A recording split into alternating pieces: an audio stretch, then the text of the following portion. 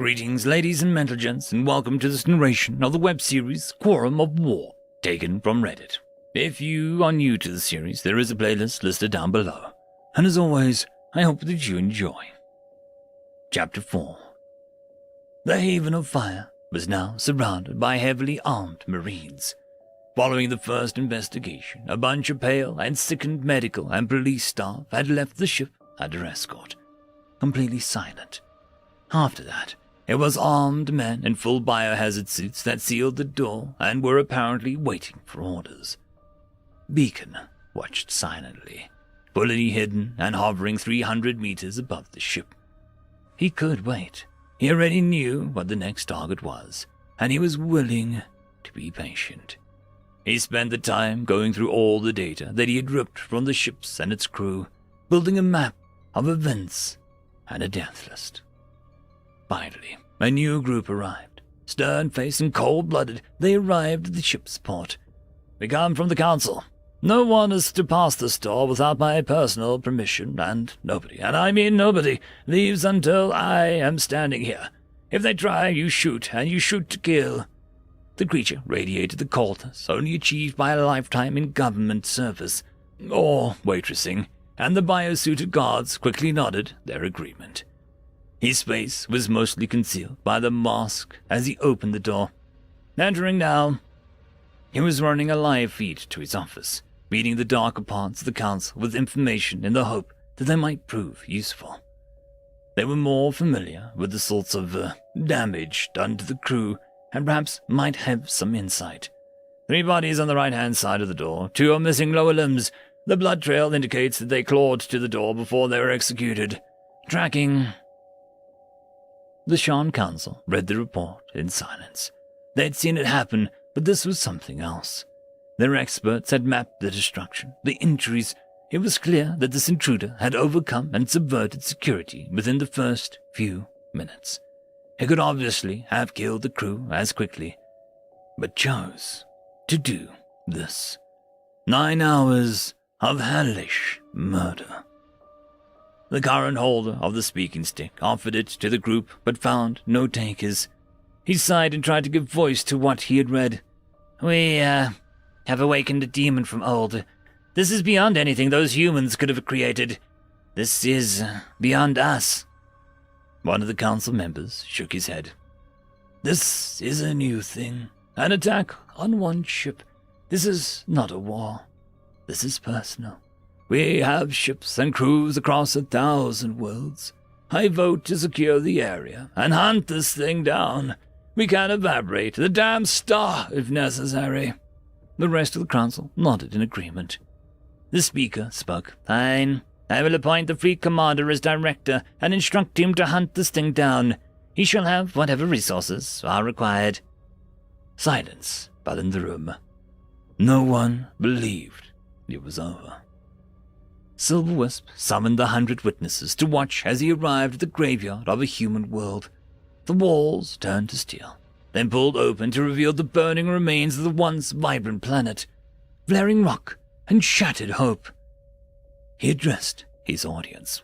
"A playground that we called Iru, a home to our people for over 5,000 years. We crafted it from dead soil and made it beautiful as a gift, as a promise. All man is man. They wanted to explore our beginnings, live with the rain and the dirt, hunt and gather, live the life that we were first designed for.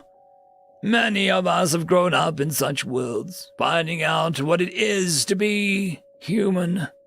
He closed the walls. "Witness this. We stand in arms against such cruelty. They have burned our children beyond recovery, and we can only mourn and seek justice. I will be scanning the system to its very edges in the hope that someone survived, and in the knowledge that none could have. Because we must always have hope. Then I will bring the wrath of man upon this misbegotten bastards that did this until they are sorry that they ever learned how to make fire." The cold steel of his eyes met the fury in his voice as he vowed justice on those that had chosen to burn the green spaces that man had built. One of the men stood forward. "So seen and witnessed," he bowed a little and added, "I will lead the service for those lost, Silverwisp." Until then, the crowd dispersed and left him alone with his pain and his plans. Beacon listened as the enemy made all sorts of cunning plans, and smiled. He had left them his next target, hidden under a thin soil of a half-deleted file.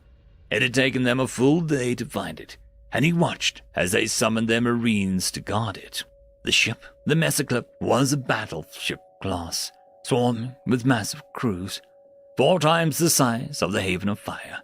It had immediately launched from the station and moved into a close orbit of the local sun on full alert and full scatters until the emergency drill was over. The crew had, one way or another, found out what had happened to its sister ship, and not an insignificant number of crewmen had failed to show. Military police were pretending to look for them, and instead they drank together in silence, and they ignored what they'd all seen. The recording had filtered down to everyone, even the barkeep, and the sort of strange waiting silence filled the shipyard. They watched as the bodies were removed from the Haven of Fire, sometimes in quite small bags piled together. It took Beacon only a moment to track down the marine transport that was being sent to defend the Mesoclip. It wasn't even worthy of a name, simply a serial number. It would soon be burned in memory of anyone that heard of it for the next 1,000 years after his intervention. He slipped quietly aboard the Citadel-class Marine 3008 and waited. The ship had a central command post behind the best of armor, room for 200 to 400 soldiers, and excellent defensive fire. Beacons pulled himself deeper into the vent and waited for it to leave, polishing his blades and cleaning his weapon as he waited for the ship to be far beyond help. Out of the dark and silence of the bar came a drunken, angry voice. "We should have left those humans alone! What the fuck had they ever done to us? Poor bastards didn't have a chance, and I dropped 1,000 kilotons of Atmo burners on them. The goddess isn't gonna forget. They'll forgive me for this one." The voice was met with silence. The military police just drank deeper and switched off their comms. A single gunshot rang through the bar. Silverwisp stood alone as the witnesses returned to the endless bickering. His attention dwelt in the weapons foundry, creating every nightmare and pondering its use.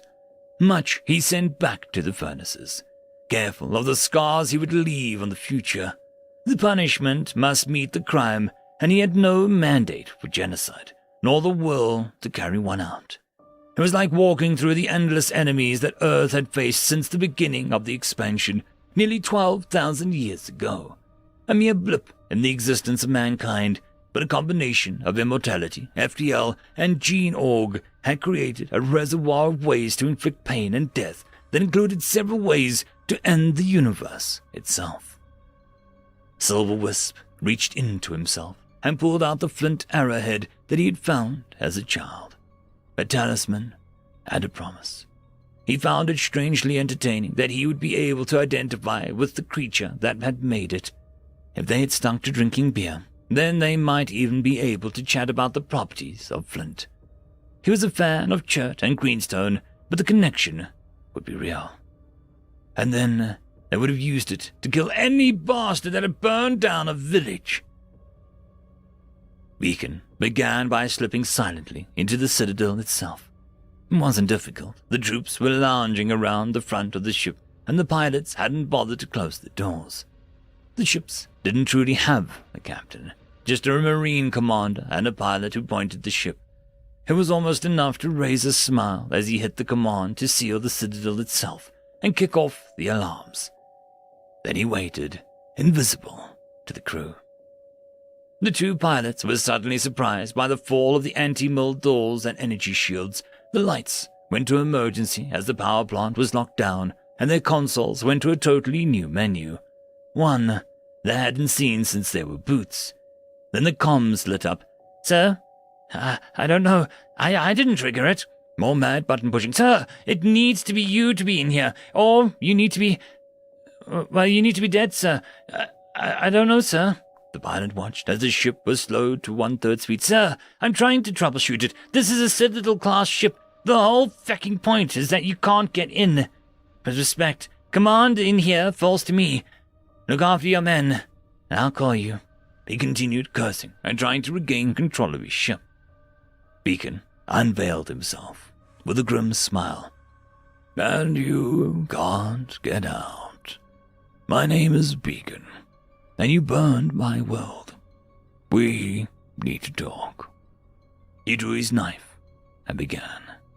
The Marines couldn't hear the screaming through the armored doors. End of chapter. The algorithm reckons you should be watching this video next, and I recommend that you should be always watching my video. So, click with energy! And yes, clicking that does help the channel. Thank you very much. I'd just like to give a quick thanks to the T5 channel members and patrons: Ilithia, Parky, Feudikiol, Meridian117, Cam Maxwell, Casper Arnholtz, Angry Marine, Lord Azrekahl, and White Van 420.